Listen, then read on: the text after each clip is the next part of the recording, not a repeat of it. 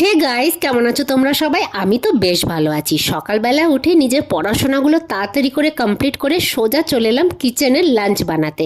আজকে লাঞ্চ বানানোর আমার একটা স্পেশাল ইন্টারেস্ট আছে, কারণ প্রত্যেকটা মেনুই হবে খুব স্পেশাল।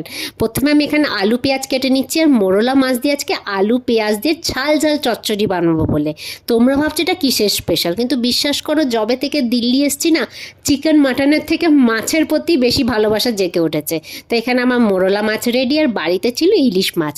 আজকে ভাবলাম একটু ভাপা বানাবো, তাই সর্ষে নারকেল পোস্ত বাটা দিয়ে ভালো করে ইলিশ মাছটাকে মেখে টিফিন বক্সের মধ্যে বন্ধ করে বসিয়ে দিলাম ভাপা বানাতে। এখানে আমি এখন কিচেনটাও তাড়াতাড়ি ক্লিন করে ফেলছি। দেন ফ্রেশ হয়ে সোজা চলে এলাম পুজো দিতে, তারপরে আবার কিচেনে নিজের প্লেটটা সাজাতে। আর আজকে প্লেটটা কিন্তু দেখতেও খুব ভালো হয়েছিল। তো যতক্ষণ আমি এখানে লাঞ্চ করছি, তোমরা কিন্তু গিয়ে ভিডিওটা লাইক শেয়ার সাবস্ক্রাইব করে দিও। দেন আমি এখানে মিষ্টি মুখ করে দিন শেষ করলাম। টাটা।